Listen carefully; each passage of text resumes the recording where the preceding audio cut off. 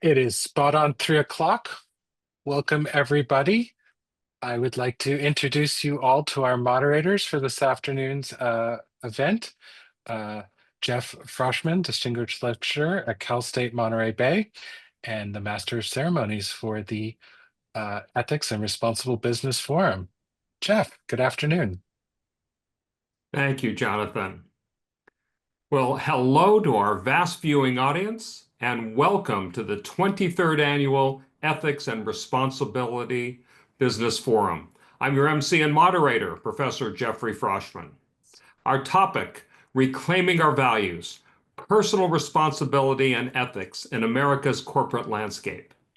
In an era where corporate ethics are under increasing scrutiny, this forum aims to shed light on both the challenges and opportunities facing American businesses today. While media headlines often focus on corporate missteps, our discussion will highlight the positive strides being made by companies committed to ethical practices. At this year's live webinar, our three speakers will each give a 20-minute presentation. This will be followed by student remarks and questions, followed by general audience questions. Before we formally begin our webinar, we at CSUMB wish to give a land acknowledgement. Our campus resides on the indigenous homeland of the Amah-Mudsun, Esselen, Ohlone, Rumsen, and Sillenan people and territories.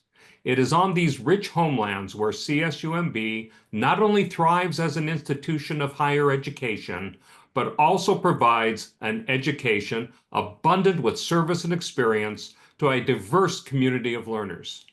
As our students, staff, faculty, alumni, and community members explore the university's campus, remember to respect the land and take note of the natural beauty.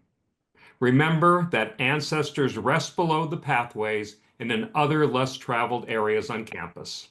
Thank you. With that, it is now my pleasure to introduce our university president, Dr. Vania Quinones. Since her arrival in 2022 as the fourth CSUMB president, Vania has focused on improving the student experience and emphasized career-focused learning.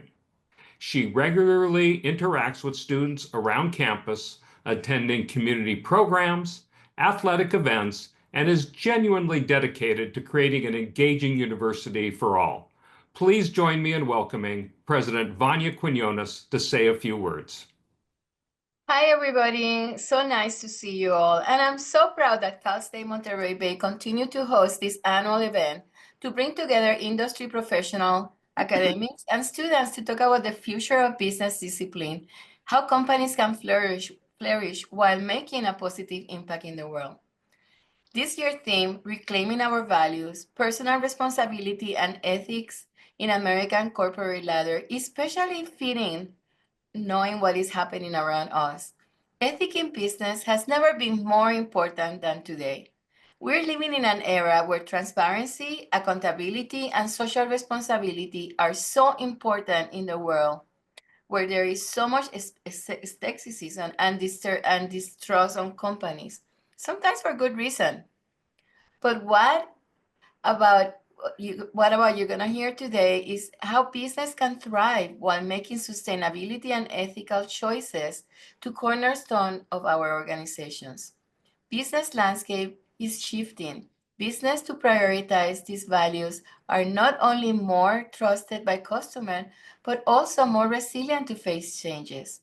Today, we gather not just to talk about profit margins or market shares, but about the values that will guide your decisions, the responsibilities that we hold to each other and the environment, and for the long impact of your actions. Responsible business is about more than just making money. It's about creating values for society, fostering a culture of integrity, and ensuring that business growth does not come for the expenses of the greater good. Cal State Monterey Bay is an ideal place to have these conversations about ethics and responsibility. It's the center practice of the College of Business, and it had built in their MBA, Responsible Business, and Bachelor in Sustainability, Sustainable Hospitality, and Tourism Management. And our curriculum shows ethics and responsibility all throughout education. As we prepare to launch the Agribusiness Supply Chain Management Program in the fall, this program also will support innovation across the region that will foster sustainable business practices while also growing our economy. At our university, we're committed to social mobility and increasing the access to education across the region because we know that higher education changes lives for our students, family, and our region. We know that we play a central role in shaping the next generation of corporate leaders, policymakers, and innovators. And we hope that today the discussion that you make with our students will make them aware of the ethical foundation and the critical thinking skills that are needed to navigate complex moral challenges that we face. The multidisciplinary approach that supports today College of Arts, Humanities, and Social Science, the College of Business, the College of Science, the College of Computer and Design, and the Responsible Business Innovation Lab, as well as the Institute of Innovation and Educational Development show how CSUMB appreciate interdisciplinary approach. Thank you for being here today. It's my pleasure that you visit us, and I hope that you have meaningful discussions that will shape the future of business in ethical and responsible way. Let's make today a meaningful step forward to create a better tomorrow. Once again, thank you, and I'm very happy to see you all. Thank you, Vanya. And now I am pleased to introduce our Provost and Vice President for Academic Affairs, Dr. Andrew Lawson. Andrew joined CSUMB in 2016 as the Dean of the College of Science and was appointed Provost in 2024. Join me in welcoming Dr. Lawson to offer a few remarks. Thank you, Jeff, and thank you to everyone who's joined us this afternoon. I'm very proud that our university continues to be a place that fosters vital conversations that shape the future of our region. So, as the #1 public university for social mobility in the Western United States, at least as ranked according to U.S. News and World Report, we have a commitment to ensuring that our students complete their degrees in a timely manner, but also that when they graduate, they have the necessary skills to be successful wherever their career, their discipline takes them. One of the reasons Cal State Monterey Bay is great at helping our students launch their careers is our commitment to providing experiential learning opportunities like internships, research, and mentoring. Those things that allow our students to learn from community partners and industry leaders. And I know some of those partners and leaders are here with us today. So to members of our local businesses and our communities, thank you for joining us today. You bring invaluable real-world experience to share with our students and to share with our faculty. You're the pioneers that are already leading the way, showing us that success in business must be measured not only by profit, but by the positive change we create. And faculty, you are the teachers and the mentors who will equip our students with the knowledge and the critical thinking skills needed to navigate the complex world of businesses. And students, you're the future leaders and the innovators and the change makers who will shape the direction of industries for generations to come. This forum brings together some outstanding speakers who represent different areas of expertise and viewpoints.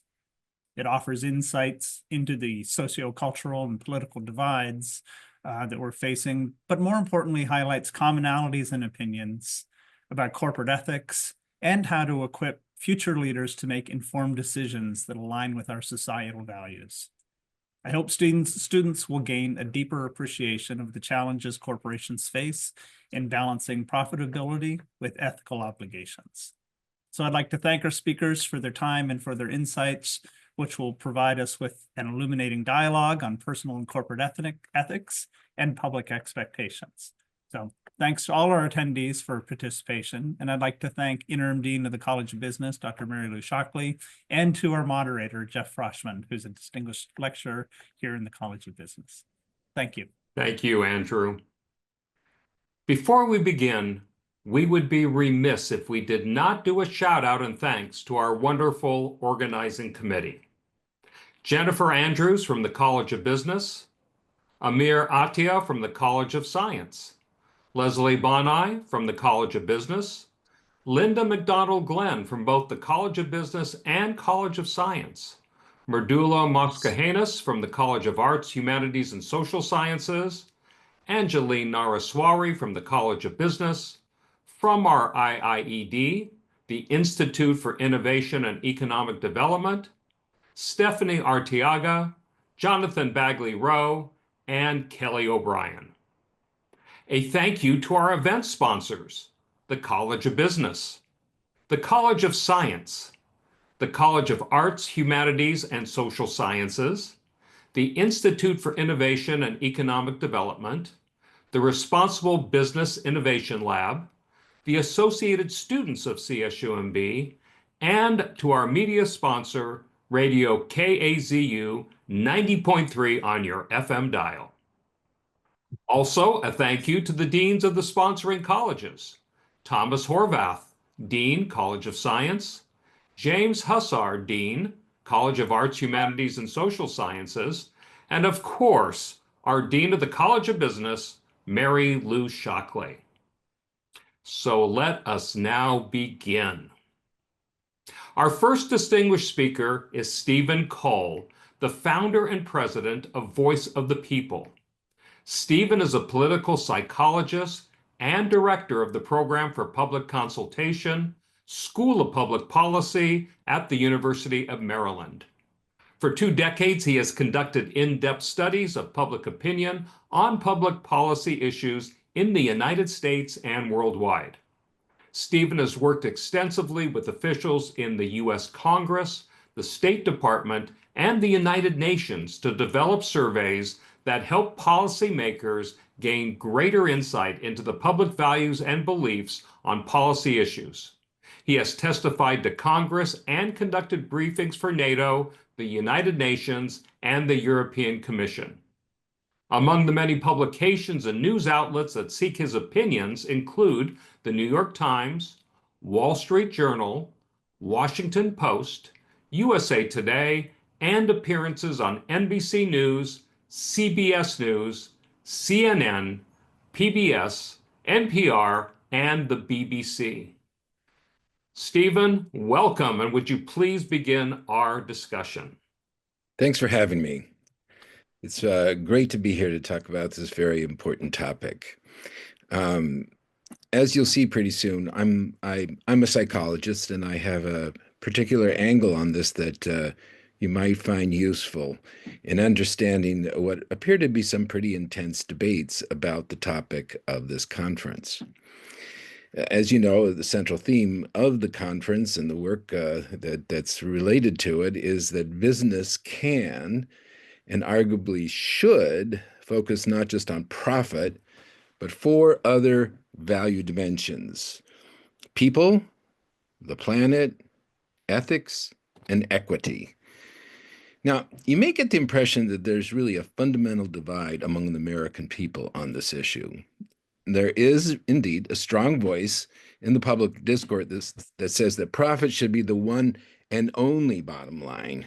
The business of business is business, as you may have heard. This is associated too with the argument that U.S. foreign policy should be focused on America first, and actually second, third, and fourth as well. You may have heard in just the last few days this argument that empathy is a weakness, and associated with this argument, this orientation, is the idea that businesses should always follow a policy of shareholders, profit first, and all other considerations should be very much sidelined. So now the question I'm going to be addressing is, does this divide in this elite discourse represent a divide among the American people? Now, many people have the impression that it does. On one side, there are the profit-only people. They're often associated with the Republicans. And on the other side, there are people who want to take into account other values, more collectively oriented values related to people, the planet, and so on. And this is more associated with Democrats. So in terms of business, one side that says there should be very few constraints on business, that it should pay low taxes, Others say business has a responsibility in other dimensions and should contribute to society in other ways as well. And so politics from this perspective is the story of the battle between these two groups of people with a few swing voters in the middle determining who's in power at any one moment in time. Fundamentally, it's a power struggle between two swaths of the public. I'm going to present you a very different image of the public. Let me tell you about how we do our research. We do a kind of unique type of survey called a public consultation survey. It's done with large representative samples. And we take people through a process called a policy-making simulation. They're presented an issue in the public discourse, usually legislation in Congress. They get a short briefing on the issue, and they evaluate arguments pro and con for the proposal. And then finally, they make their recommendation. Now, something that people are often surprised about is that people don't just, when they respond to the pros and cons, it's not all predictable. Now, there's a tendency to assume that some people are going to go for the pros and not the cons, or for the cons and not the pros. But in fact, that's not generally the case. Often majorities find both the pros and the cons convincing, or at least a very large portion of each side finds each side convincing, both sides. So that it's like people are in a kind of dialectical state. They go, oh yeah, they hear, no, yeah, that's a good point. That's a good point. Yeah. And then they hear the other one, oh yeah, that's a good point too. That's a good point too. Now, but in the end, they are able to make a decision. They do make a final judgment out of this, but it's not like they're just super crystallized on one side or the other. So it's like for most people, the question isn't really either or between these values, but what is the right balance? And can these values be integrated in a certain way? Here's an example. On the question of whether, this was done in a survey about trade, and the question was, as a result of the growth in trade, whether there should also be an increase in unemployment benefits for people who lose their job as a result of trade. And they were presented an argument: the growth of trade benefits all consumers who get lower priced products. So do broader changes brought about by technical innovation. But too often in the course of change, good, hardworking people lose their jobs through no fault of their own. The current level of unemployment benefits is not enough. Raising benefits is the only fair thing to do, and it would help everyone who lost their jobs and the community make it through the period of adjustment. And overall, 67% found this convincing, as did 49% of Republicans and 83% of Democrats. Now, on the other side, increasing unemployment benefits can encourage people to take a lot of time in finding a new job. Often there are many jobs out there not being filled, but people won't take them because they live on their unemployment benefits. It makes them too fussy about what jobs they'll accept. Remember, too, it is employers who pay the taxes that support unemployment benefits. Well, here again, a pretty similar number. 64% found this convincing.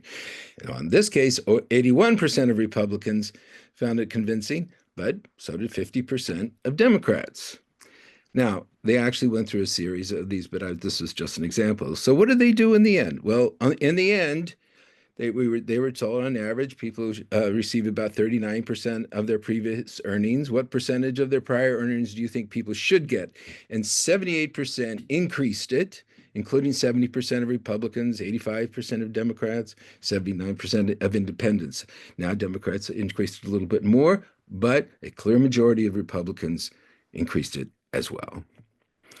The same on the question of how much it should be. Right now, there's a maximum of, or at that time, $472 a week, and these very large numbers also increased it. Another idea is whether there should be labor standards in international trade agreements. Making sure, the argument in favor, making sure that each country has a minimum level of labor standards that are actually being enforced, levels the playing field, and no country should get an economic advantage by mistreating their workers. overwhelming majorities on both sides find that convincing. But the argument against, well, I'm not going to go through all the details, but just I'll start walking you through this a little more quickly. 6 and 10 on both sides found the argument against convincing. And then in the end, overwhelming majorities favored incorporating labor standards into an international agreements.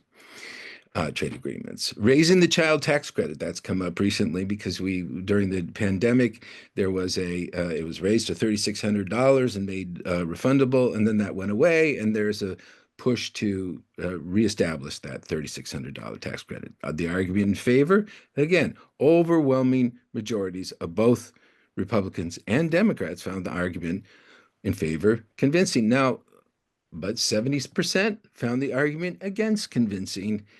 In the end, majorities favored this idea of having this tax credit increased.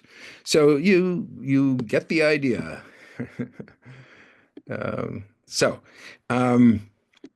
Now I want to talk about some other dynamics that we found. One interesting one is about foreign aid. This is one that is assumed that people are really divided. People are the bleeding heart liberals and that we need to keep the money here at home. Well, we asked people, well, what percentage of the budget do you think goes to foreign aid? And guess what? The median estimate was 20% of the budget. We asked, well, what do you think it should be? And overall, the median response was 10%. Republicans said 5%. Democrats said 10%. And independents said 10%.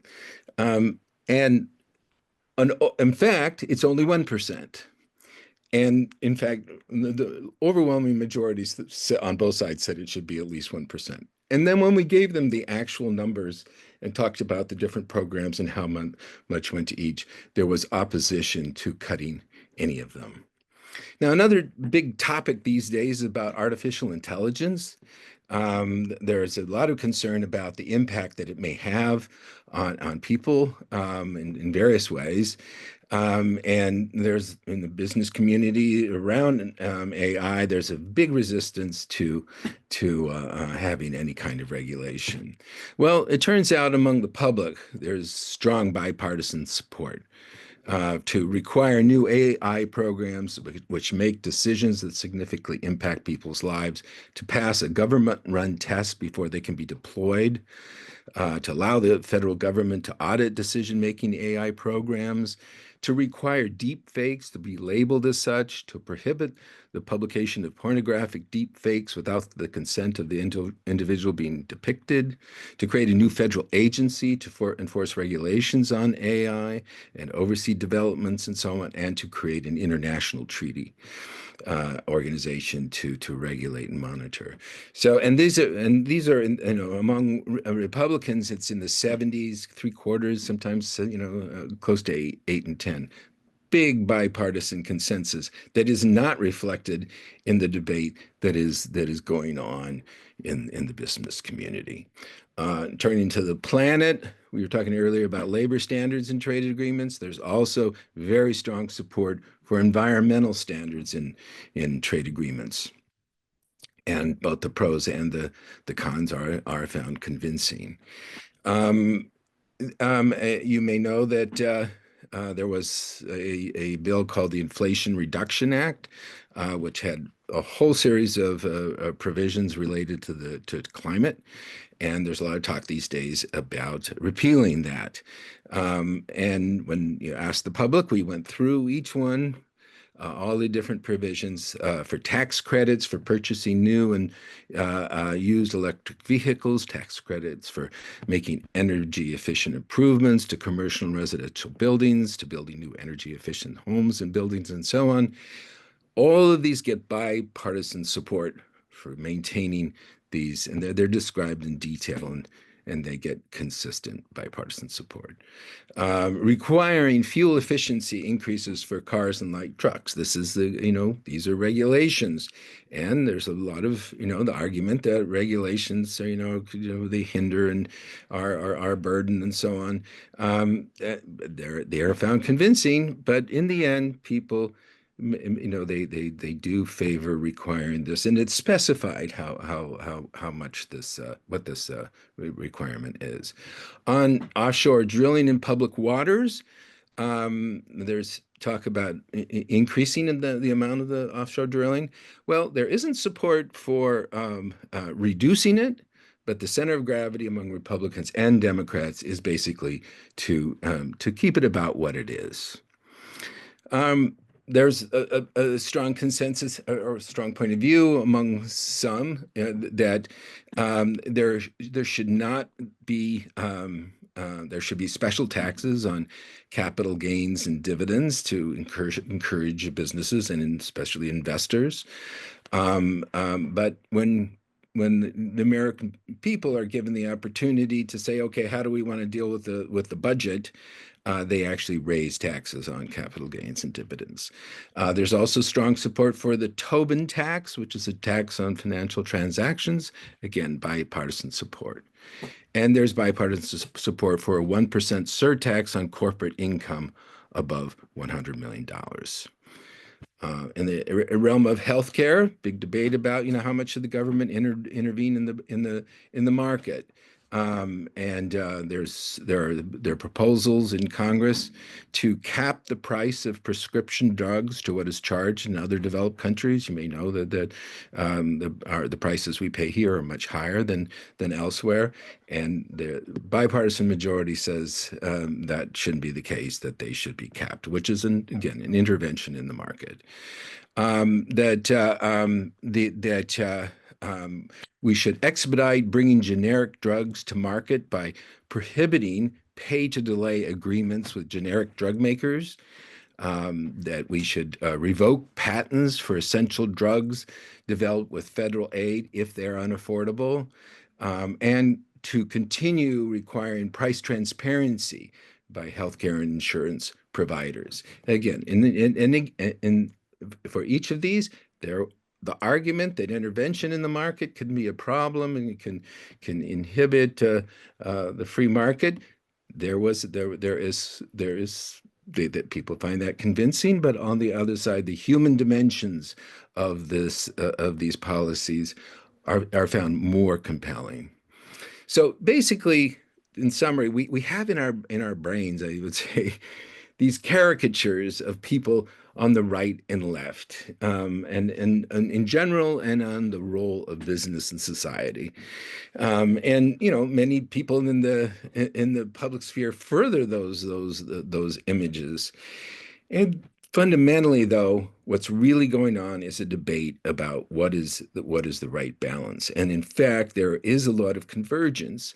There is a lot of common ground when we let go of these images, that it's simply an either or between these two approaches. And there will be debates naturally about what exactly the right balance is, but it's a much more constructive debate when we realize we're really in the same framework, that both of these values. There are concerns about constraints on business. That's important. We want vital businesses, but we also want to take care of people and the planet. We want to be concerned about equity and so on. And so fundamentally, as people deliberate, they go naturally into this space of trying to find that right equilibrium. Well, thank you, Stephen, and we will look forward to hearing more at our Q&A sessions. And now it is my great pleasure to introduce the founding dean of CSUMB's College of Business, Dr. Shyam Kamath. Shyam is a recognized scholar, educator, and global innovator in international economics, business management, and program development.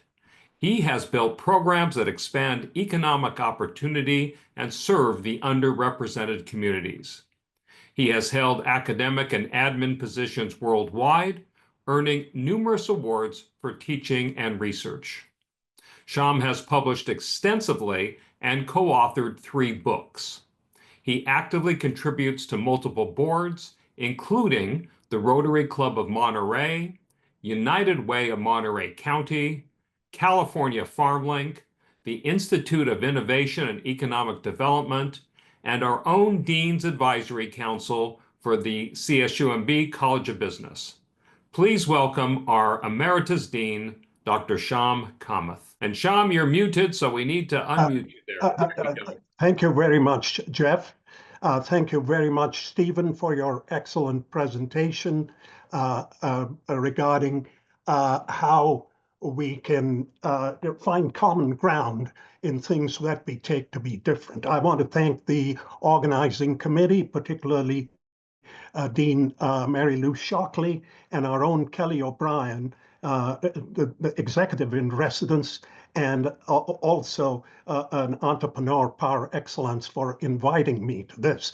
Kelly has taken the idea I brought to the College of Business of responsible business, which we embedded in all the programs, and is now invested in a responsible business innovation lab, which will help students in many ways. So Kelly, hats off to you, and thank you for being a game changer. Now on with the show. I want to talk about, can you see my slides? If you can, I just want to tell you what my goal is today. Mary Lou, can you see the slide? Yes, thank you. So my goal here is to take what Stephen has done and try to persuade you about a middle ground human organizational innovation that has transformed humankind and will continue to create a future of human abundance and flourishing. So I'm going to cover sort of a very fast helicopter view of how Americans' loss of confidence in capitalism and business, which I'll show you, provides a great opportunity for us. I will also cover what the history of mankind tells about personal responsibility, which is our topic today, and human progress and flourishing.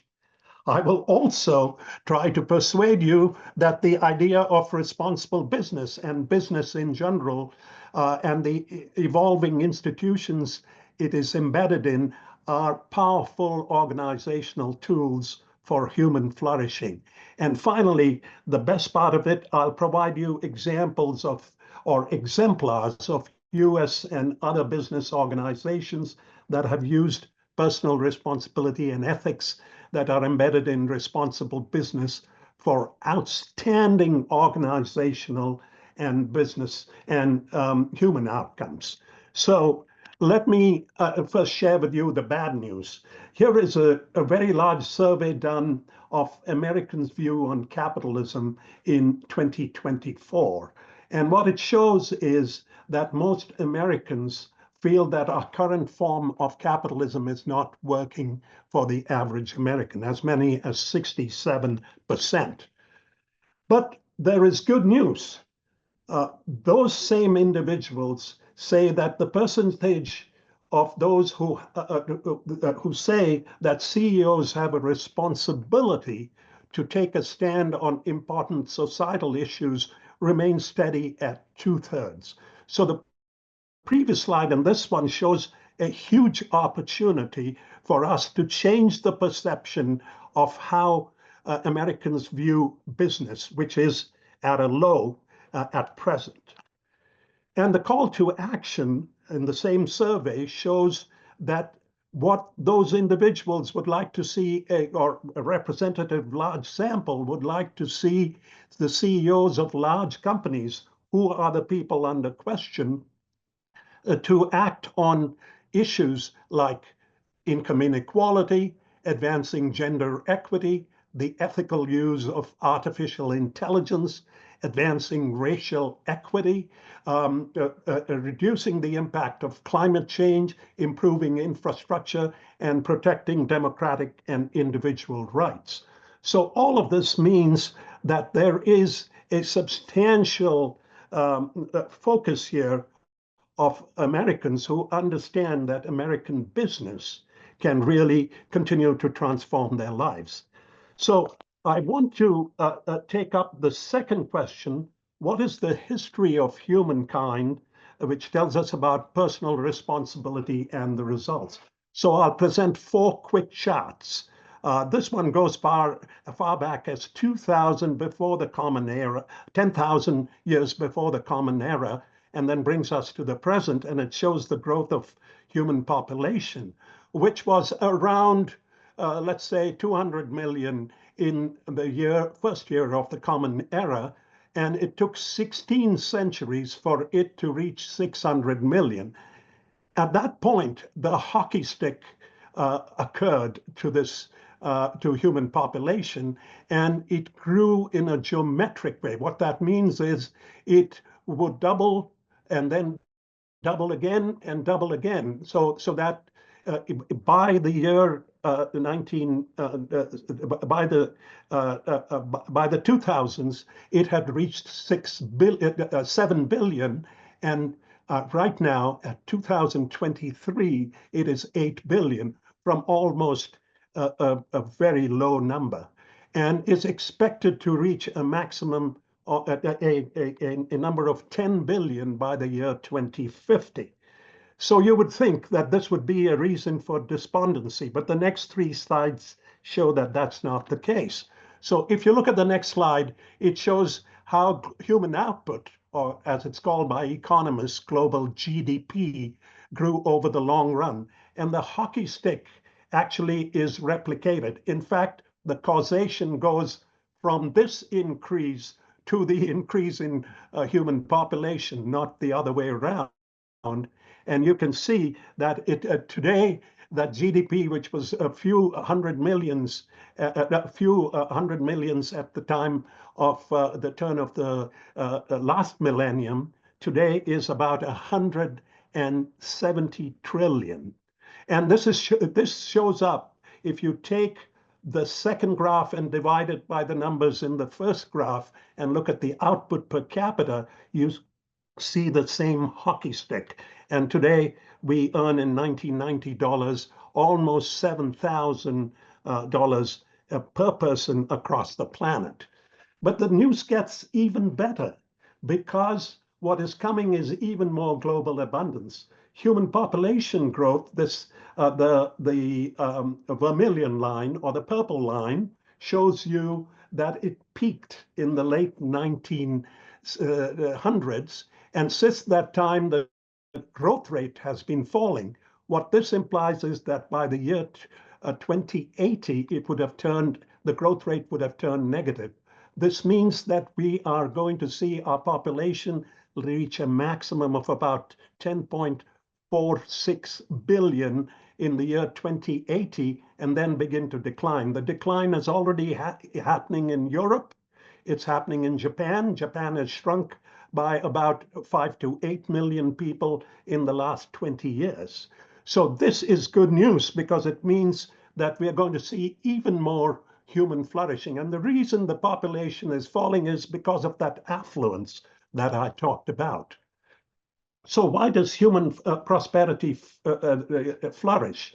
Well, underlying it is human innovation and productivity, especially since what we call the Industrial Revolution, when science and technology revolutionized our productivity.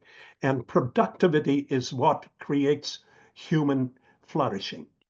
The next, going hand in hand with that, was our human tendency to trade and exchange, which was put in agreements that Stephen referred to, especially after World War II, that created a tremendous growth in human well-being. Of course, it was human institutions like private property rights, and these were evolving institutions starting in about 1200, and the law and order, and the creation of institutions of public and private safety, most of all stable government, especially constitutional government like we have in our country, democracy, democracy, and of course, the spread of universal education and health systems, which you can argue have been instrumental in that population decline that we're going to see. But at root of all this is the human agency, the activity of human beings in the form of personal and business responsibility that has resulted in human prosperity, starting with the French Enlightenment, René Descartes, to the Scottish Enlightenment under Adam Smith, to the National Enlightenment under Mahatma Gandhi, and the Universal Human Rights Enlightenment under Martin Luther King, that came from the ideas of Martin Luther King. So having shown you that indeed there is an agreement that our wealth today has been created by the existence of trade, exchange, innovation, and productivity, I want to now focus on what I believe is the key sector that creates that human flourishing.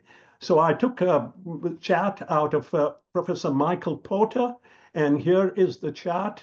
It shows on the right the total estimated corporate revenue in the year 2013 in an article he published in Harvard Business Review, that it dwarfed government spending, so that it was 8 times government spending and 20 times nonprofit output.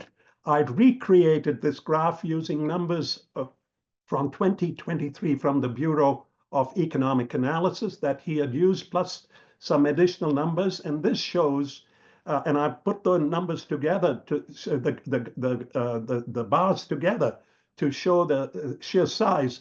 That number, 44.1 trillion, that you see is actually 60 trillion because it's only for the 500 largest corporations that I've included. And compared to, so 60 trillion as compared to 6.1 trillion in the post-COVID expansion of government, you can see that it is 10 times, not 8 times, but 10 times, while non-profit output has stagnated. So what this says is that we have a very powerful engine for human change, and that is business.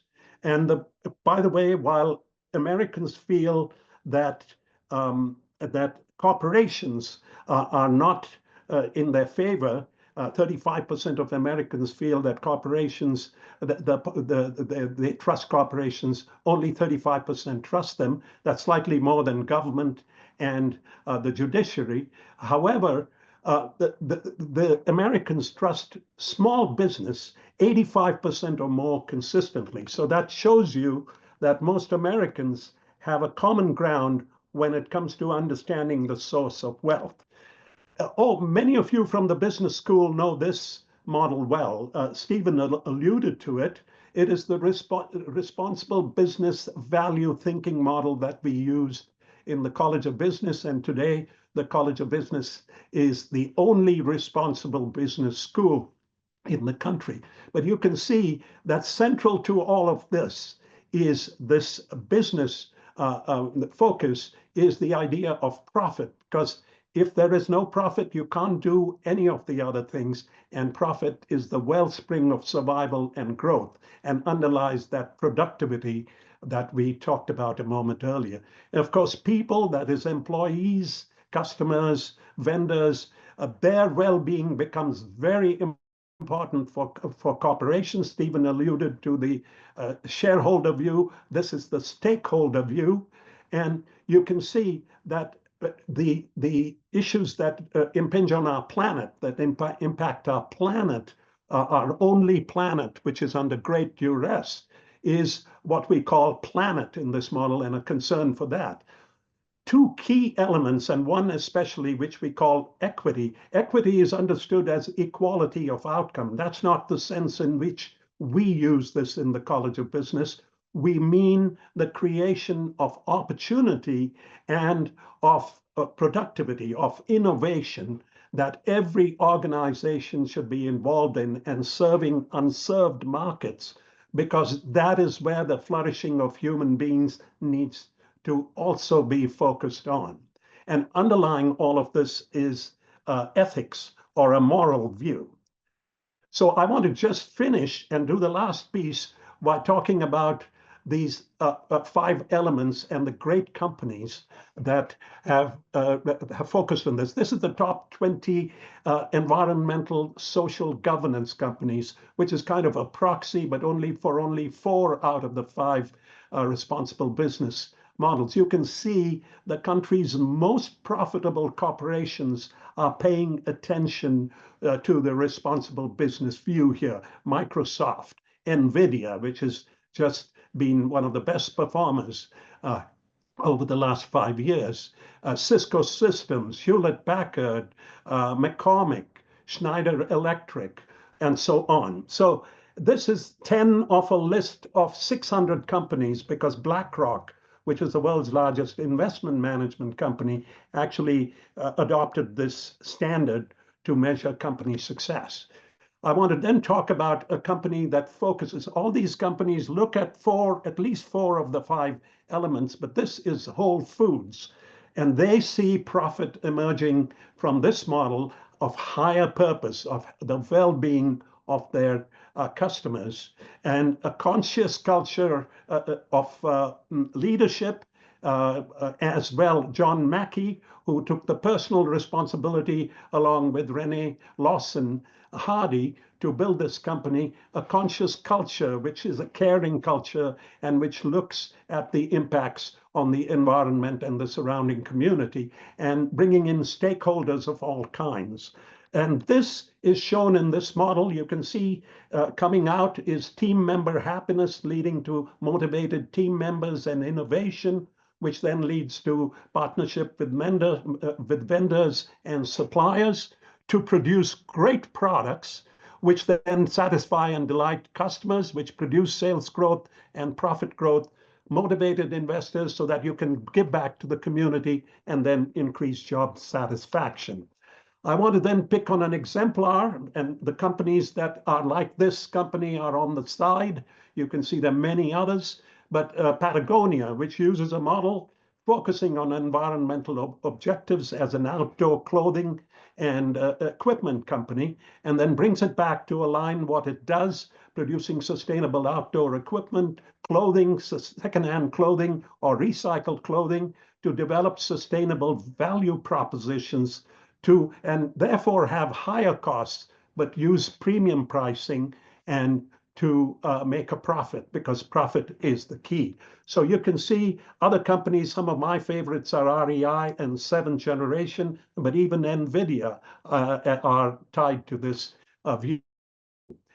I want to talk about ethics, and I have many examples on the right, but you can see I'm looking here at one of the world's large conglomerates from India, which is one of the most corrupt countries in the world, and this company has got the highest ethics. In fact, it expanded more abroad because it didn't want to operate in the country till it did. But you can see that it has global revenues of 130 billion and 935,000 employees. And when they had this terrible attack on their iconic Taj Mahal Palace Hotel in 2008, they went out of the way to support their clients, in fact, their employees, who 11 of whom died among the 174 and people who died in those attacks, but who helped 1,500 people escape at the risk to their lives. And the CEO did all these things in terms of looking after the deceased families, guaranteeing homes, canceling all their debts, paying their last full salary for life, paying for children's education, and so on. And they even paid for those killed in the vicinity of the hotel, the policemen, the railway officials, the street vendors. They paid for those individuals and their lives and their livelihoods, and even the employees of competing hotels. To round it off and finish, I want to talk about a company that really revolutionized a country. And this is in the equity sense that I spoke to you about, of creating innovation, opportunity, and serving the needs of those who are not served well.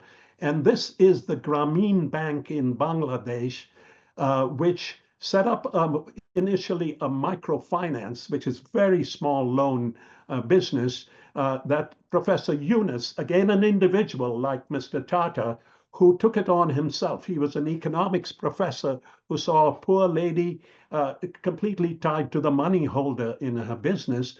So as a result, he started a microcredit scheme that became the Grameen Bank from 1974 in 1979.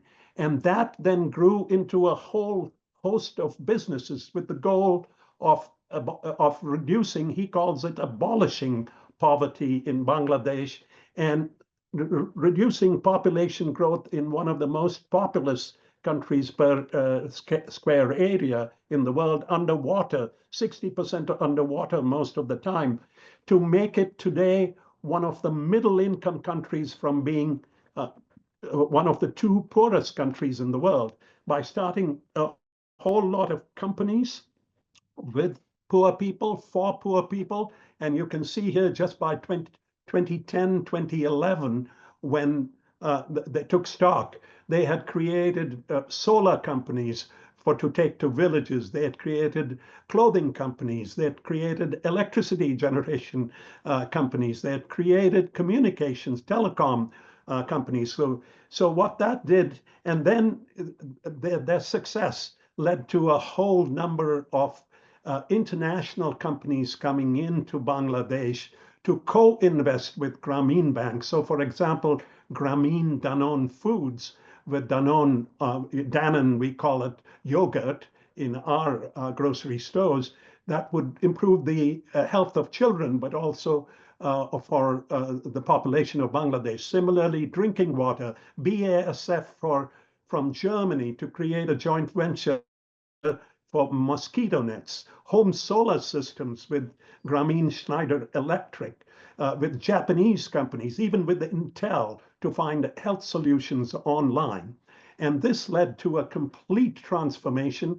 Mr. Yunus, who was then arrested by the very corrupt president, who was then thrown out by the people, today he is the president of the country, even though he did not want to be that. And so here is the Nobel Prize he won for Grameen Bank in 2006. The lady on the right with him is his first borrower, Masamat Taslima Begum, and she borrowed $27 and then grew her business, a furniture business, to become successful. And so this shows you how personal responsibility of leaders, John Mackey at Whole Foods, Ratan Tata, J.R.D. Tata at Tata, Yvonne Chouinard at Patagonia, and Mohammed Yunus at Grameen Bank, how that personal responsibility led to huge change among the people they served. So I hope I've been able to convince you of three things. Number one, that indeed there is a huge opportunity given Americans' perception of how businesses, because human progress is fueled by personal responsibility and business success, we can, especially through the responsible business and quintuple bottom line, that is the instrument we can continue to use to bring human flourishing. Second, I want to talk about, I hope I've convinced you that indeed human progress that has resulted from that can now translate into personal responsibility of leaders like many of you to cause change and bring ethical leadership to change our world in positive ways and to create the human flourishing which lies ahead of us. Thank you very much. Shyam, thank you very much. Lively and informative as always. Thank you very much. And now let me please introduce our third speaker, the wonderful Kelly O'Brien, our executive in residence at CSUMB's College of Business. A current lecturer in our college, Kelly is an entrepreneur, software developer, and former radio host. She is the executive champion of our new Responsible Business Innovation Lab and a longstanding member of the Dean's Business Advisory Council. Kelly is the CEO of Tendaji LLC, a woman-owned employee-driven service company based here in Monterey. Tendaji, to make things happen, aspires to fulfill its core principles of responsible business: profit, customer service, and employee equity, respect for the environment, community service, and transparency in governance. Kelly holds a Master of Liberal Arts in Sustainability and Environmental Management from Harvard University and an MBA with honors from the W.P. Carey School of Business at Arizona State. Please welcome Kelly O'Brien. Oh. Well, Jeff, that was a lovely introduction. Thank you so much. And I think the slides that I have will be run by my colleagues who are running the entire show. So I'll wait till I get through my introduction before we see just a couple of slides. Not very dense, but thanks for being here this afternoon. And first, I'd really like to offer a shout out to our ethics faculty member, Dr. Linda McDonald Glenn. She was voted recently one of the most brilliant 100 women in ethics. So congratulations, Linda. Really appreciate it. She's here today. She and some of her students will be running the Q&A period. So, and then I have to return the praise for Dr. Kamath for a wonderful presentation, and whose friendship brought me to CSUMB so many years ago, about 10 years ago, I guess. We got to talk with each other and hit it off so well that we became fast friends. And it's just a pleasure to hear you, Sean. And of course, a big thanks to my dear friend, Dr. Stephen Coe, whose work really brings light to the encroaching darkness. So I'm going to start with a few examples of courage, personal courage and courage in business, in light of the recent events that compete and very aggressively so, compete for our attention, both in news outlets and online. And then I'll talk about a few businesses that, through their structure and governance, have realized long-term success. And I'll wrap it up with a few comments that I hope you'll find relevant, informative, and maybe even inspiring. So you've heard now from Stephen and Sham that businesses can be a hero, a force for good, profiting by solving the world's most pressing problems, but avoiding creating new ones. So responsible business driven by purpose and the quintuple bottom line of people, planet, profit, ethics, and equity, 3PEE for short, easy to remember that, can create long-term value for shareholders and for a broader group of stakeholders. Dr. Kamath just referred to an organization with a similar name, Just Capital, and its recent surveys. Martin Whitaker, the CEO of Just, recently wrote that because of Just's surveys, he'd learned that Americans yearn for morality from our leaders. In our current state of chaos, many of you may instantly think about politics and government in that context, but moral leadership, the importance of moral leadership in business is just as crucial. So what are the characteristics of a moral leader? Well, Bill George, the former CEO of Medtronic, and now an executive fellow of Harvard Business School, asks us to think of Mahatma Gandhi, Abraham Lincoln, Mother Teresa, Nelson Mandela, Winston Churchill, and the Reverend Martin Luther King, of course, as great moral leaders. Bill goes on to offer 5 defining characteristics of moral leaders. He says that moral leaders are driven by purpose and animated by patience as they wrestle with issues of right and wrong. They also pursue causes that inspire them with energizing life force and give them the courage to take on difficult challenges. They're introspective and they cultivate high levels of self-awareness and emotional intelligence. Moral leadership doesn't need religious faith, although many moral leaders are inspired by religion and spirituality. Moral authority must be earned by who you are and how you lead. To this, he adds that in making decisions, moral considerations must come first from moral leaders, irrespective of the negative consequences that they may face. To Bill's characteristics, I would also add courage. So when I was in my early teens, I read a book. Yeah, books were a thing back then, by John F. Kennedy. It was called PT 109. Could I have the first slide, please? Lieutenant Kennedy, which is what his rank was at that particular time, served in World War II as the skipper of a torpedo boat called, of course, PT 109, as I mentioned. Could I have the next slide, please, Jonathan?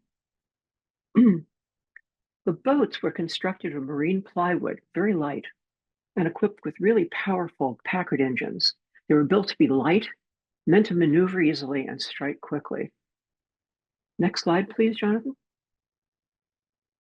While drifting on station in the middle of a moonless night in the Pacific, the Japanese destroyer Amagiri rammed Kennedy's boat. I don't think they even knew they did it.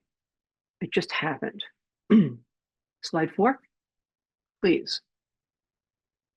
2 of the crew were immediately lost, but the remaining crew were exhausted. They were wounded and burned in some cases. They either swam back to what remained of the boat, which was still floating, but sank the next day and stayed there for safety, or some were just simply lost, a couple, in fact. Slide 5, please. Kennedy was on the swim team at Harvard, and so he decided to lead the men, now floating in the ocean, to a nearby island, towing one of the wounded 3.5 miles by the life jack lanyard between his teeth. All in all, they must have swum as a group almost 10 miles. He rested on a small island. Next slide, please. And then swam alone there's a very small island, as you could say. It's about not even the size of a football pitch. So there he rested and he swam alone another 5 or 6 miles to nearby islands. And ultimately, friendly islanders at great danger aided Kennedy in finding help. They didn't really know if he was friendly. And there's a funny story around it. When they saw him, they didn't know if he was Japanese or American. And of course, in later interview, they said, well, all white men look the same to us, and we just don't speak the language. So we needed to be careful. So slide 7, please. Kennedy scrawled a message on a coconut shell. There it is. It's actually at the Kennedy Library. And in which he highlights several examples. And this is the way he got help from the natives taking this coconut shell to a nearby station. They had boats, of course, and they were able to get from point A to point B without suspicion. Now, so that's the story of Kennedy's incredible courage during the Second World War. But President Kennedy led the space race to put an astronaut on the moon. And on the brink of nuclear war, Kennedy and his team successfully ended what was known as the Cuban Missile Crisis of 1962. So how that worked was that the Cubans, of course, had become very close to the Soviet Union, which was, of course, Russia and its allies at the time. And the US saw that the Russians were the Soviets were intending to bring intercontinental ballistic missiles, or ICBMs, as they were known, to Cuba to be pointed at the US. That meant that within anywhere from 5 to 10 minutes, any city in the United States could be totally annihilated by nuclear weaponry. So the US Navy then decided to sea blockade Cuba, and they stationed destroyers and cruisers there. And so they were holding the line when a group of Russian merchant ships, which had on board the deck the ICBMs that they were going to deliver to Cuba, came into sight. One of the destroyer captains detected a submarine accompanying that fleet of delivery ships. And they decided that they would try to drive it to the surface by, at a safe distance, dropping depth charges. Well, little did they know that the submarine didn't have any way of communicating with Russia. So the sub-captain thought that nuclear war was already in progress. And so he ordered his second in command to fire nuclear torpedoes at the US ships. That man, next slide, please, John. That man was this person, Executive Officer Vasily Arkhipov. And he was aboard B-59. That was the submarine that you see here. And Arkhipov, on receiving the order, thought differently. He said, look, I think that they're trying to send us a message. And he argued against firing the torpedoes. He had to have 3 officers join the captain in making the decision to use nuclear weapons. And the captain decided that, okay, we don't have the quorum, so we're going to surface, and they did. If that Arkhipov had not made that decision, and it was courageous, because of course he could have been going back to the Soviet Union, anything could have happened to him. Thermonuclear warfare could have broken out. So here's an example of courage that literally saved the world. Let's take a look at a few other acts of courage. Slide 9, please. Oh, we all know the story of Liz Cheney, the neoconservative former congresswoman from Wyoming, a foreign policy hawk. She was critical of Donald Trump's foreign policy in his first term, but she voted for Trump's agenda almost consistently. But with the attack on the Capitol, her attitude changed. She'd had enough. And her impeachment votes and criticism of Donald Trump led her to eventual removal on the Republican leadership in May of 2021. She sacrificed her career, literally, for her beliefs, and showed the courage to do that. Next slide, please. So this slide is an interesting one. I know a lot of students, of course, you don't know very much about these things, but just briefly, the way this transpired was that, when Lincoln gave the Gettysburg Address, he said something along the lines of 77 years ago, our fathers brought upon this continent a new nation, conceived in liberty and dedicated to the proposition that all men were created equal. Well, the fact of the matter is that they weren't talking about people of color or ex-slaves at that time. That took a number of years more until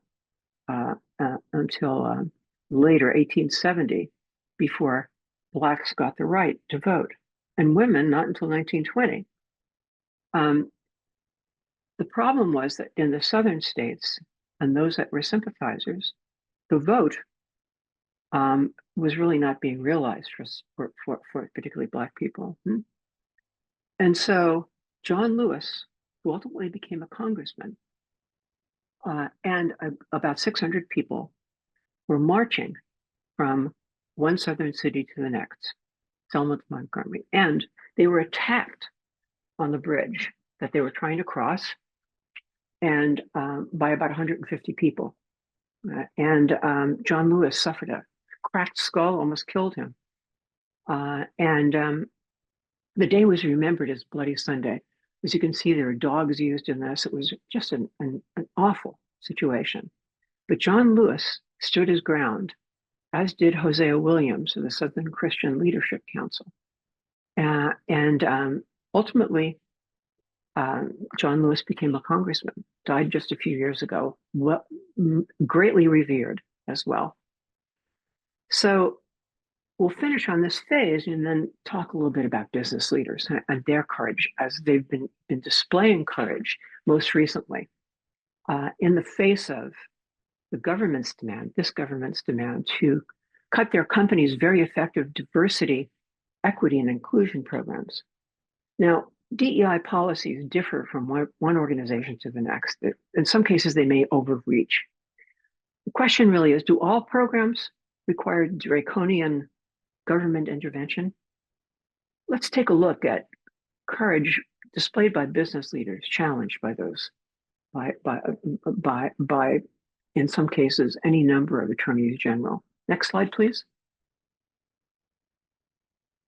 So the first person here is Christian Sewing, who's the CEO of Deutsche Bank. And he said, we're firmly behind our DEI programs. Integral to our strategy is what they are. And I just don't know what the problem is. He said, quite honestly, I know what diversity has brought us in the management board and at the top reporting level. That's why we're strong supporters of these programs. But in terms of our basic attitude, our mindset, diversity, whether it's diversity, inclusion, or sustainability, they are all an integral part of Deutsche Bank's strategy. Next slide, please. JP Morgan is another. And this is Jamie Dimon, who's the CEO. And he is noted for his somewhat, sometimes terse, very frank point of view on things. So in response to challenges, targeting, in fact, by activist shareholders of the company's DEI programs, he just simply said, bring them on. We're going to continue to reach out to the Black community, the Hispanic community, the LGBT community, and the veterans community. So, a strong statement by Jamie Dimon. Next slide, please. David Solomon, who's the CEO of Goldman Sachs, said, we're advising our clients, and they think about these things. They think about decarbonization. They think about climate transition. They think about their businesses and how they find the kind of talent they need, the diverse talent they need all over the world. And he said that inclusion goals at Goldman Sachs are geared toward funneling more women into leadership positions, making progress toward racial equality, and ensuring diversity among its vendors and in its boardroom. Next slide, please. Sean mentioned this before, and that was Cisco in that group of just companies. And Chuck Robbins, the CEO there, in an interview with Axios said, it is an inarguable fact that diverse workforce is better. He made another comment, which was really interesting. I think this is very characteristic of where we are. He said, I think the pendulum swings a little wide in both directions. And for us, it's about finding the equilibrium. And I think that's politically true as well. Robbins added that DEI was being discussed as a single issue, but in fact, it's far more complex than that. In reality, he thinks it's made up of about 150 different things, and maybe 7 or 8 of them got a little out of hand. And he thinks that those 7 or 8 things are going to get solved, and then you're going to be left with common sense. And excuse me. Next slide, please. But is that the, actually, okay. So this one is CEO of HP Enterprises. And Enrique Lores is a very interesting fellow. He has won, in 2 years in a row, his company has won the most just companies in America. And he also won the Just Capital Lifetime Achievement Award as well. So he's really feted by Just. But what he said is, as business leaders, we have a choice. We can follow, we can lead, we can react to change, or we can shape it. And he said at HP, we're choosing to lead. Companies that lead with purpose don't just endure, they thrive. So let's see, next slide, please. Okay, we skipped one, but that's okay. So I'll briefly mention what it was. It was Costco. And Costco is just, it might not be there, John, so it's okay. Yeah, so Costco the CEO at Costco, who used to be a forklift driver, by the way, for the company, now CEO, said he's been under assault. He's been assailed by 19 attorneys general, mostly in red states, by the way, who want Costco to drop their program, DEI program. And he said, absolutely not.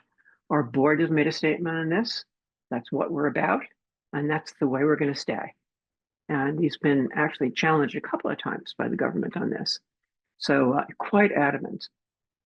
So, okay, so what does all this have to do with reclaiming our values in a corporate landscape? Well, Stephen and Sham have provided us with a view of the social and corporate landscape that looks quite different than what passes for news these days. And clearly, courage is a human trait.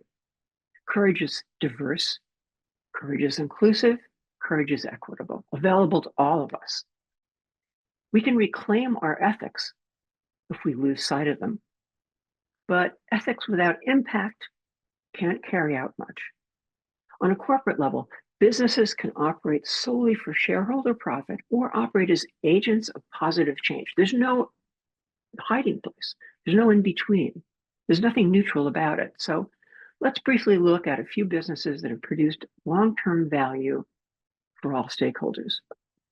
When they were founded, the term responsible business really hadn't been articulated, but the first is a story of Mondragon. And I'll keep this one short. You can read what's on the screen. But this was the Catholic priest who was partially blind, Jose Maria Arismendi Arieta, and just a half dozen of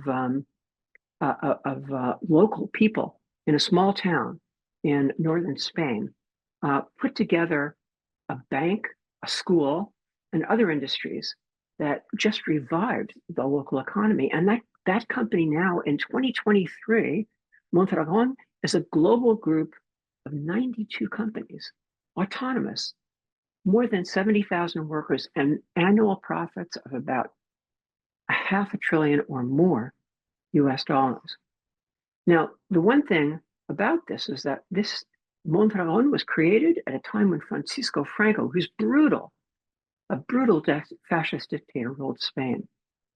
And oh, by the way, you may be familiar in the San Francisco Bay Area with Arizmendi bakeries. And there are a number of sites in the Bay Area. They were named after Father Arizmendi Arieta, but they shortened it. His last name was not used regularly. Next item, please. Next slide. John Lewis Partners. Now, this group in England, not related to Congressman and civil rights leader John Lewis, by the way. It's a British department store, and it's a chain. And it was founded by John Lewis in England in 1864. It's part of the John Lewis Partnership. It's a holding company. It's a trust held in behalf of its employees. So it's an employee trust as the beneficiaries.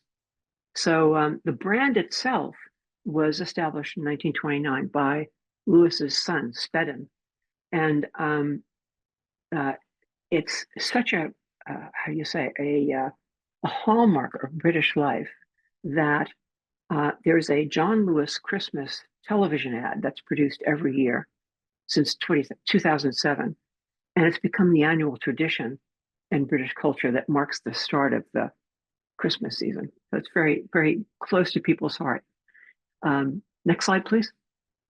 And you can see in the upcoming photo, this is a group of employees, partners at John Lewis. And they celebrate a 17% salary increase, which amounts, at the time this one was given, it was 2014, it was a while ago, but they've since had adjustments, amounts to about 9 weeks' pay.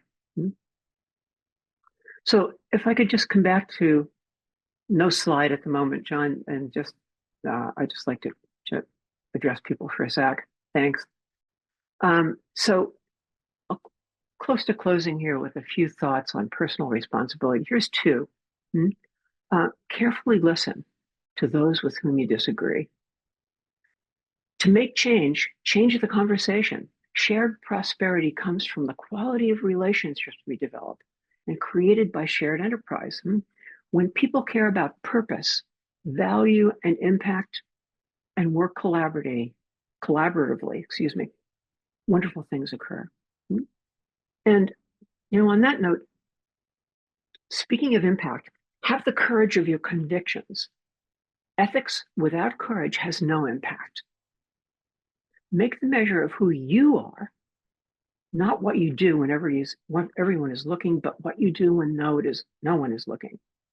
Because trust me on this, in doing so, you'll find personal tranquility and peace. And for the last slide, please.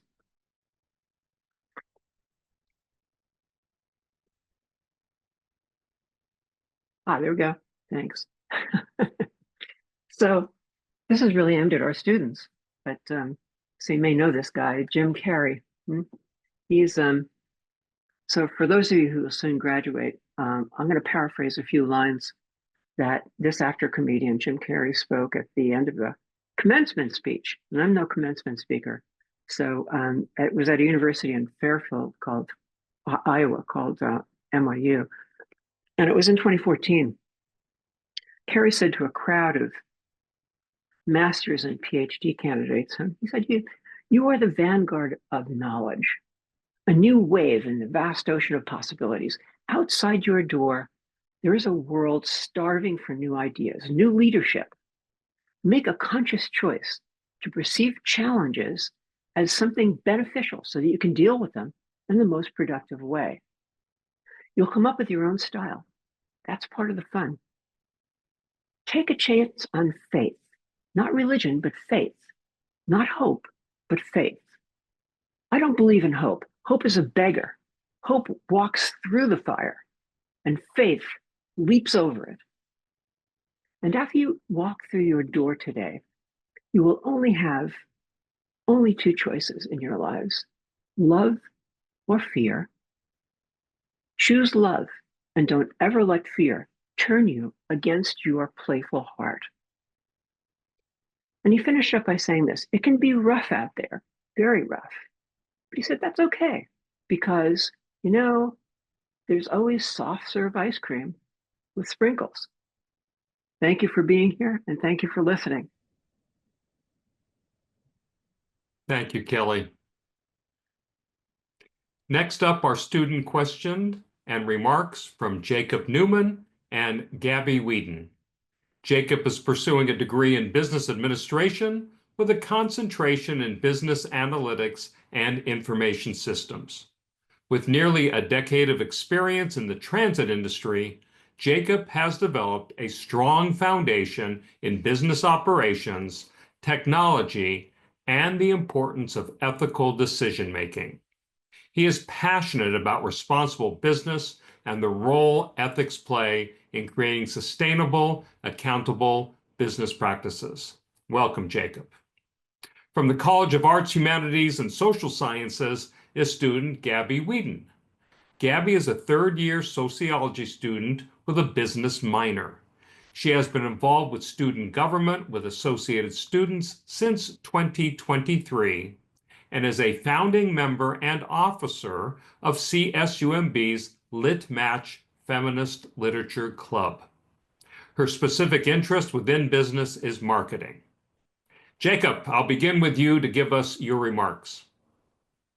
Thank you very much. So first off, I'd like to say discussions like this really can help to form our morals from a student standpoint. As we know, morals tend to drive our ethics as a whole. And I really think that striving to build the good moral foundation in your daily life can, as one of my teachers last semester would quote, if everyone is able to do this, then we can all help sway the arc of the moral universe towards justice. And I think it's very good to attend talks like this in general. And I noticed that politics was a very leading theme of this. And I know that at one point, Kelly spoke about, I think it was Liz Cheney. She was the one that spoke against Trump's policies, but still voted for the policies because it seems like she was just voting for her party. And I feel like this voting for party is becoming more prominent in politics. because as we very clearly saw when she spoke against it, she ended her entire career. And it really did kill her career. So, do we think that revamping the political system can also help to revamp um, our businesses as a whole? We tend to look towards leaders, which political leaders are leaders of our country. We tend to look at these people, and if we see them acting immorally or against our ethics, we tend to form our ethics towards those. So, do we need to revamp that system? Is that a question for me? It was actually Or- just a question in general, to be In honest. general, okay, I'll give a brief response, and that is you realize that political leaders are in a completely different world than we are, of course. And as as was mentioned by our speakers previously, that small business is doing quite well, thank you. And the wonderful thing about small business is that you can make things up the way you want. So we, the people, which is, of course, a part of Stephen's surveying approach, it can really have a voice in this. And I think we've been overwhelmed by doom scrolling on social media. We have an entire business world that's associated with a for-profit world that's associated with influencing and influencers. Newspapers compete for our time, and humans will gravitate to bad news. So it's really up to us, I think, Jacob, to take this back and say, look, I've got to push that into the background to some degree and follow what is true for me personally. That is your ethics, of course, whatever they may be. And some people on the other side of each side of the fence think that they're doing what they believe is right.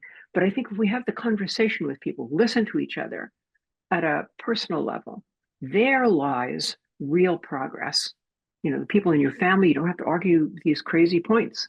You just have to look toward, the overall picture and say, look, we're all in this together as Americans. How can we solve these problems, not complain about them, not alienate each other? So I hope that gives some perspective. I fully agree. I think that was great. Thank you. Jacob, I think an excellent question. I think Kelly dealt with it in a manner that was very balanced. I think when you conceive of the political system that we have as it was created by the founding fathers, it was a system that really has carried us to almost our 250th anniversary, right? So in design, I think it was done by a group of, however we can say they were prejudiced, et cetera, but a group of people who were firmly out of the Enlightenment, because that was the time the Enlightenment was going on. And if you look at Benjamin Franklin or you look at any of the founding fathers, they were influenced by all the ideas of John Locke and of Immanuel Kant and a whole lot of other people. So I don't think, and I don't know, maybe you folks from a younger generation can design a better system. So I don't think it's a system problem as much as it is, as Kelly points out, a personal human problem. It is everything from social media, etc. But the question you're asking is, how do we get to overcome this? And that's where I think I find great sympathy with my two co-panelists, Stephen and Kelly, because it is the common ground. Any democracy to survive requires a common set of understandings about how things work, what good ideas are. And I think that is where we have gone away from because of the polarization that you mentioned. So the question is, in our classes, and it's very difficult to do this because all of us tend to get polarized too. I am the quintessential common ground guy, okay?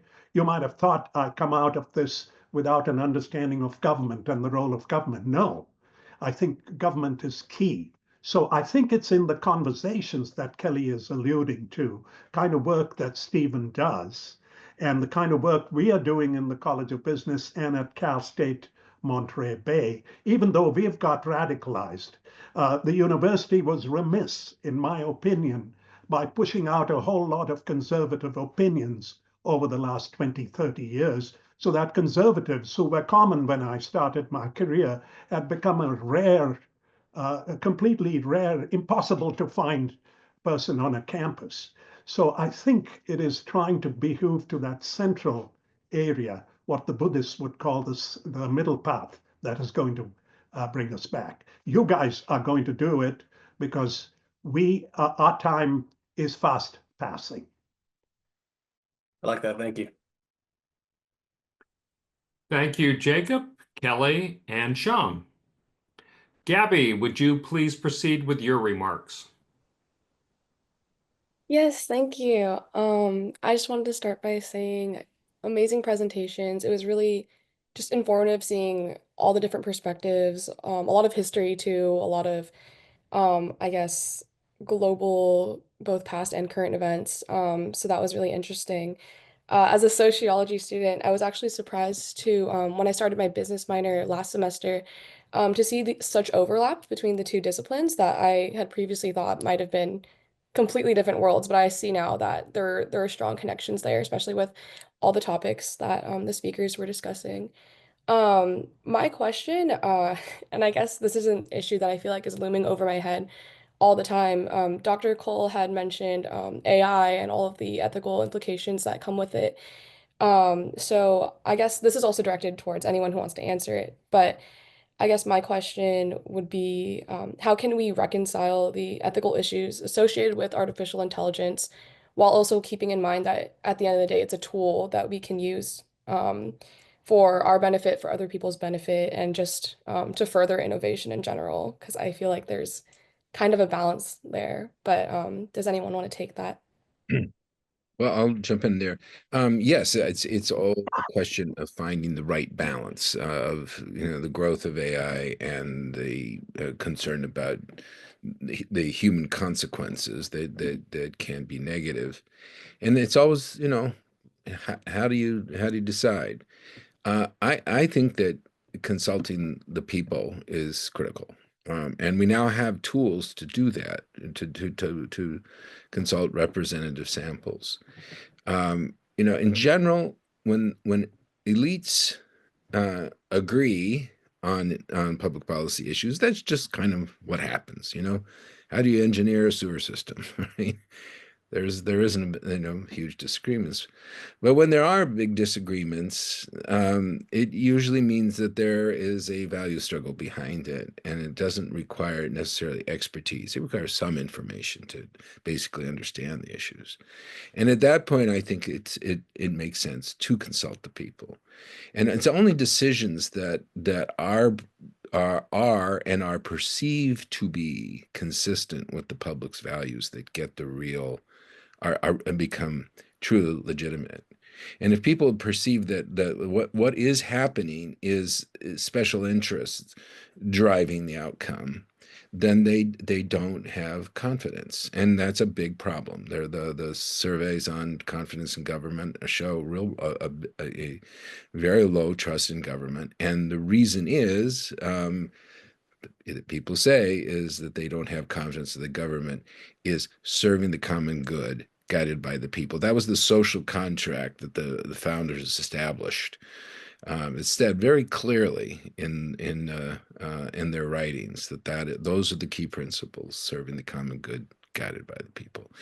So at every point, you have new dilemmas that arise, and those dilemmas can be kind of the outcome can be driven by power struggles into competing interest groups, or interest groups versus groups that represent some people in the public, not necessarily the whole of the people. And where do you find the equilibrium?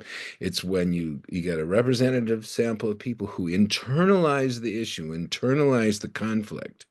And then out of that, what arises? It's kind of mysterious, but a consensus does emerge. Not 100% consensus, but a sense of, okay, this is the step that we're ready to take, and it may move and evolve as we go along, because at every point learning is occurring, and we have to have confidence that's the case. It's taken us pretty far. I mean, look at all that we've achieved in these last 2 centuries.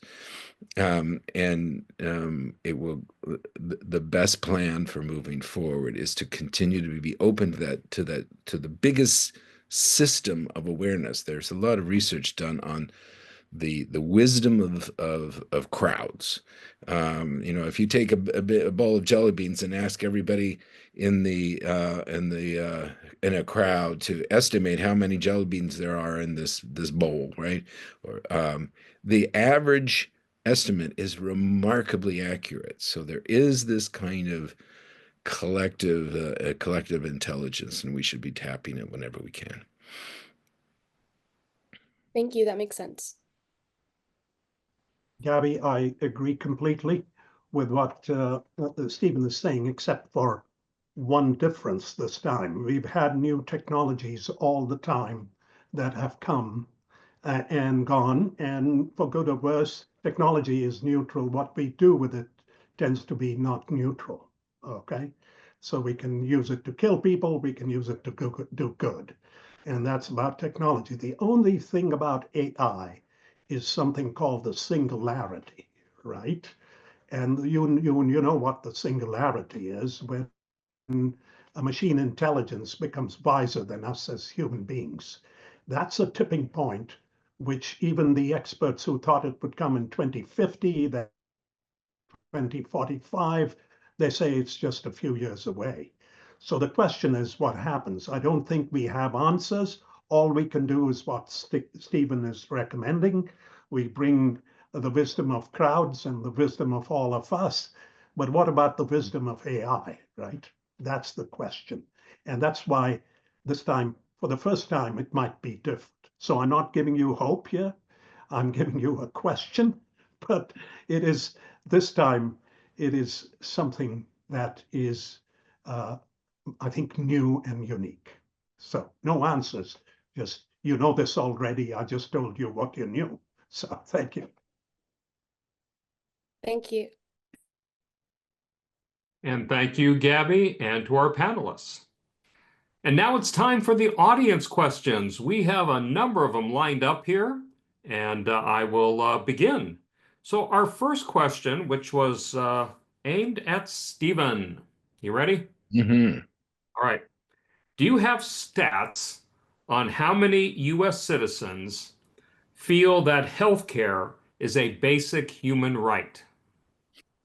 I can't give you the exact number, and there are different ways to ask the question, but that is a majority of Americans think that it is, and thus we have institutions like Medicaid and Medicare and so on.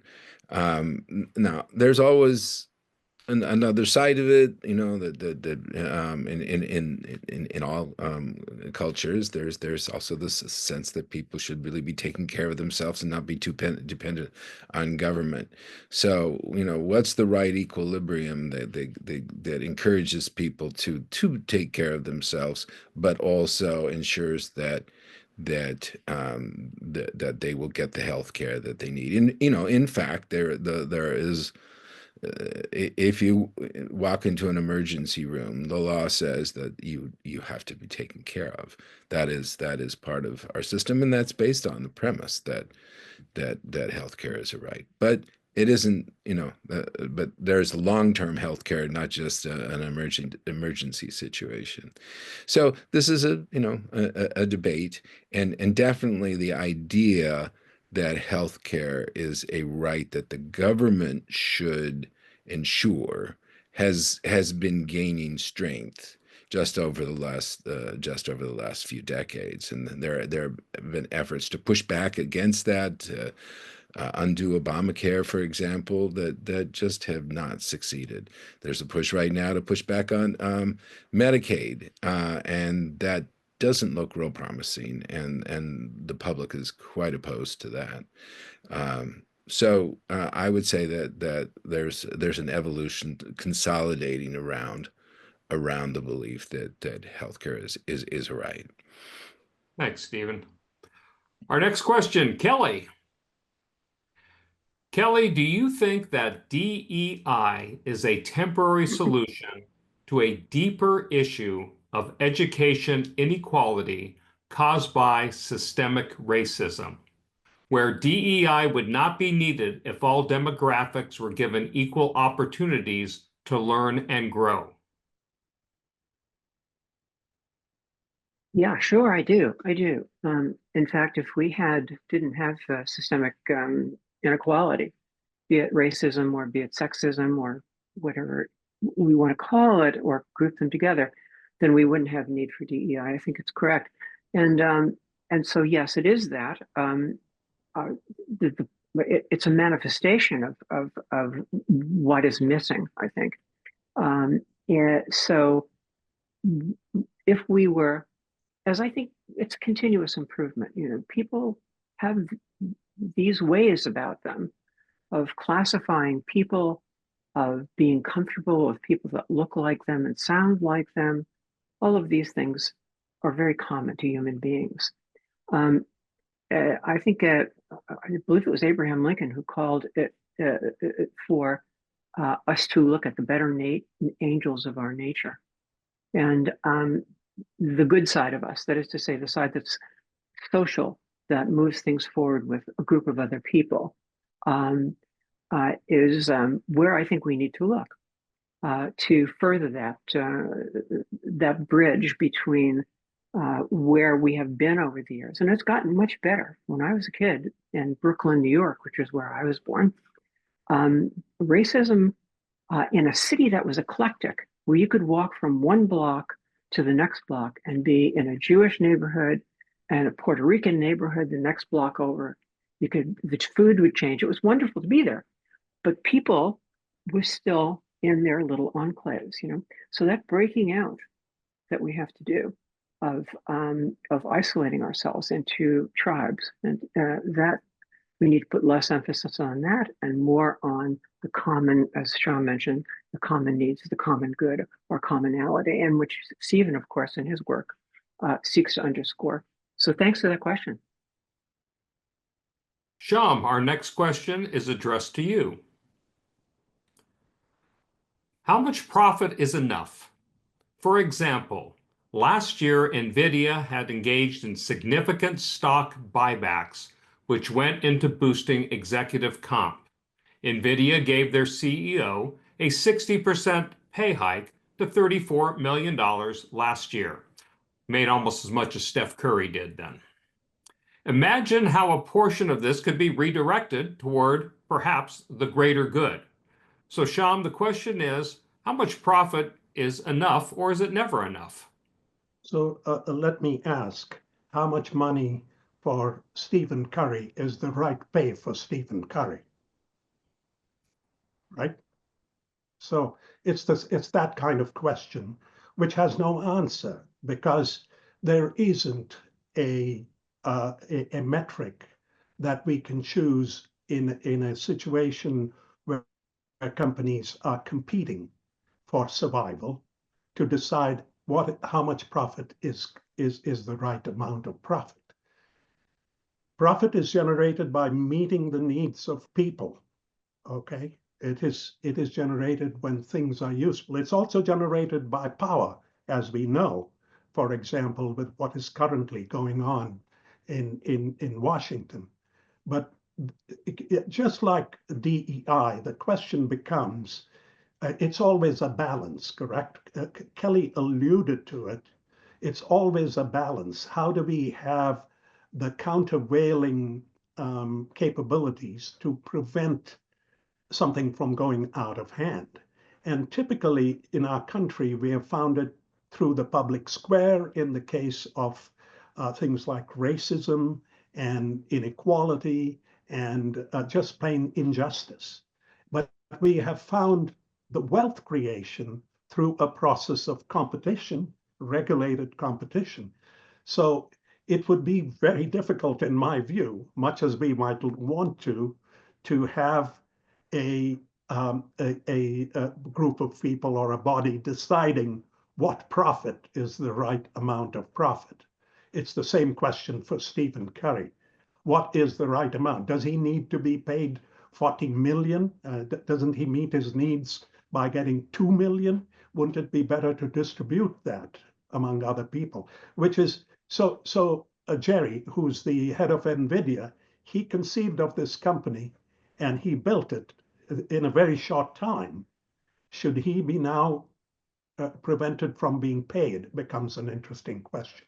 So that's my way of approaching this. I think there are many processes which should not be adjudicated by a group of wise individuals who do that, but through a process of give and take in the market, competition in this case. Remember, DeepSeek got NVIDIA into deep trouble. So that happens, right? Think of all the companies that have disappeared and their owners who got destitute as a result, right? I would add to that in the 50s and 60s, the highest tax bracket was in 80 to 90% range, and there was a perception that was too high and discouraged motivation and so on, and then it was dramatically cut, and it's been up and down, but consistently for some time now. A clear bipartisan majority of Americans think that the top tax rates should be higher, and that there should be some kind of wealth tax, and that for, as I mentioned earlier, that the corporate taxes at a very high end corporate incomes should be taxed at a higher rate. So that and there are big interests that manage to have the influence to prevent that from happening. And that is basically the situation, that the public, bipartisan, thinks there should be higher taxes on the very wealthy and very wealthy corporations. And it's not yet happening. Let me just follow up too, if I may. Because this is a very good question, right? It's a tough one to answer as well. But let me give you an example from a company that is not that terribly well known, but is maybe. And that is a company called Mars, M-A-R-S. They make candy bars, they make all kinds of things. About 25 years ago, 30 years ago, I believe, one of their board members, they're a private company, they're not a publicly held company. And one of their family board members asked this question to their board: what is the right level of profit? And so now, it wasn't that he wanted to limit the profit that the company was making, not at all. What he was asking is, what's the right level of profit so that we have the money that we can offer to our employees, that we can use to bring our stakeholders, our suppliers, our clients, do the research that we need to do to bring excellent food to the market, and still maintain enough profit to pay ourselves reasonably well and pay our employees and as well reasonably well, and make sure that our if you will, ecosystem, our corporate ecosystem thrives, because that's in our interest to do that. And it's in the interest of all those people to do it. And so they actually stuck with that for a while and haven't followed up on it very, very much lately. But Mars has always described itself as a responsible company. They came from a period of time when companies like Hershey, chocolate company, right? Mars was around as well.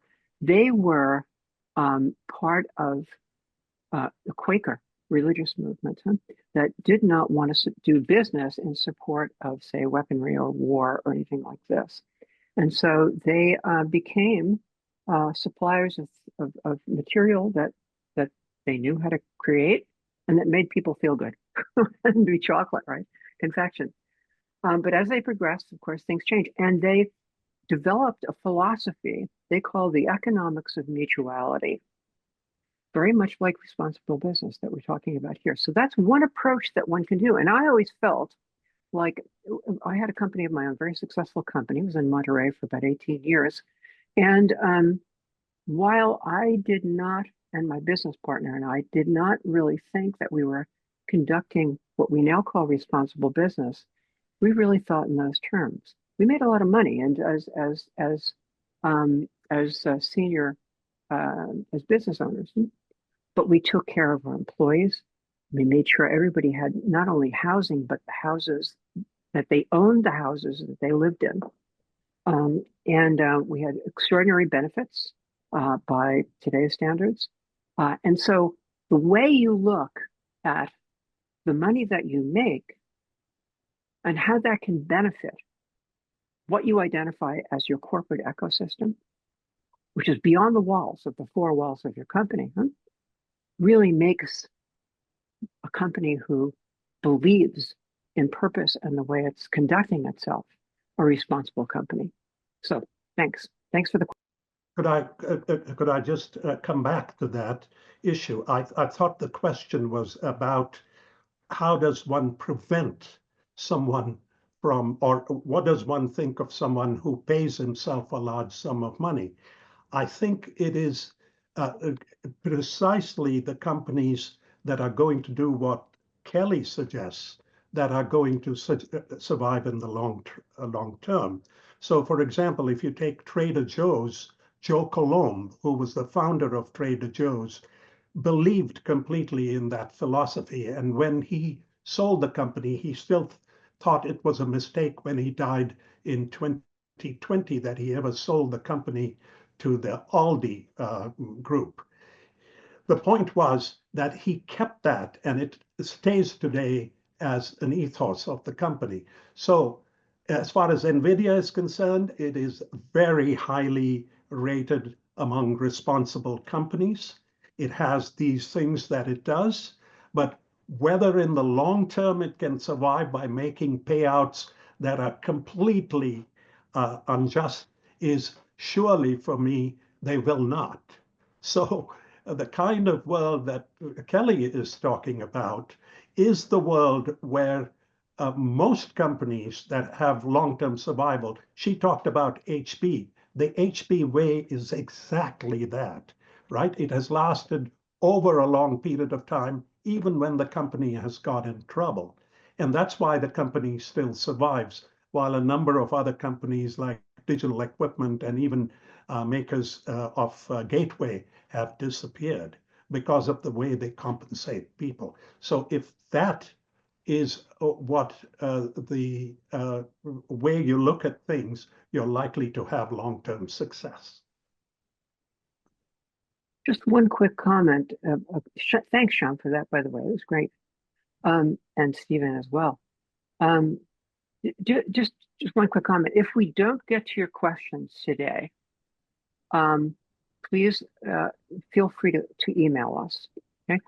My email is keobrien, O-B-R-I-E-N, at csunb.edu.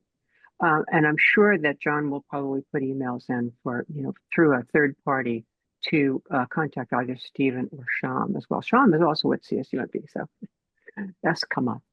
So, but feel free, please, to, this is a conversation that needs to be ongoing. This event is, something that's meant to really focus and bring to the forefront this kind of discussion, but that discussion is ongoing, right? We're not going to change things from exploitative capitalism to generally beneficial capitalism without talking this through. Because some people will think about what we're talking about as socialism or communism. It's nothing like that. It's actually a very much better way of business working for a far greater number of people. So that's a conversation we need to keep going. Thanks. I think with those remarks from Kelly, I want to now thank our vast viewing audience for all your questions. And if there is a follow-up or any follow-ups for any of the speakers, please feel free to email any of them to get a response. So Stephen, thank you for joining us from Maryland. Sham, Kelly, Sham, you're local. Thank you for your time always and all the wonderful items you continue to do for CSUMB. And Kelly, you're local. Sometime you're in the place where we all want to be in Hawaii, but thank you. So with that, for our closing remarks and to close out our 2025 program, I'll bring to the camera the interim dean of the College of Business, my wonderful friend and colleague, the indefatigable Dr. Mary Lou Shockley. All right. Well, thank you very much for, again, a wonderful panel discussion. It's our 23rd panel that we've had. It's called again, the Ethics and Responsible Business Forum. We made a change this year. We have brought this under the auspices of the Institute for Innovation and Economic Development, IIED, and under the Responsible Business and Innovation Lab that has been just recently set up. And I think it's a good place to house this particular forum. It provides the basis upon which, as Kelly said, for us to have future discussions about responsible business in a way that makes it relevant to all of us. And these kinds of conversations I think are extremely important, especially in today's environment. So I just enjoyed the comments that were made by Stephen about, the service, the serving the common good is through the voice of the people. I mean, we saw that really well done. And also the fact that we need to have balance. And I just love all of the comments that Sean made about how business really drives flourishing. We can never forget that. It does drive flourishing, and it has done marvelous, really, to help us get to where we are as a worldwide community. And we can't forget that. It's helped, of course, promote population growth, but it also has helped provide a lot of grounding for wealth for people, not just the rich, but also people. And I think we shouldn't forget that. And I loved Kelly's remarks because, it takes courage. She brought it down to a personal level. The courage of people to stand up. It ain't easy. And I think that's a wonderful way to really look at where we are today. And it's going to take a lot of courage. I know we still have our students here, and I hope they got that message. And of course, it's going to be hard. I just love the fact that Kelly made that clear. It's not easy, it's hard. And at the end of the day, if things get really hard, it's also soft serve ice cream with sprinkles to help you get through the days, which I thought was an excellent way to close. So I'd like to thank, I think we have a slide perhaps, thanking all of the people that made this happen today. This is, I think we've got something here. Yes, it's worth looking at again. Jennifer, Stephanie, and Jonathan are the team that worked to put this together. And of course, our committee is made up of Amir, Leslie, Linda, Madrilla, Angie, and Kelly herself. So again, a great big thank you to all of you. And of course, there's someone who's not on this, and that's our MC for the Ethics and Responsible Business Forum, who's been there faithfully for many, many years, and that's Jeff Froshman. So thank you, Jeff, for doing this every year as the MC to get us through each of the forums that we've had. So again, on that note, we're going to close, and thank you so much for joining us today, everyone. And I look forward to everyone coming to the 24th forum, next year. So again, I'm turning it back to Jonathan for the final close. Thank you. And Jeff.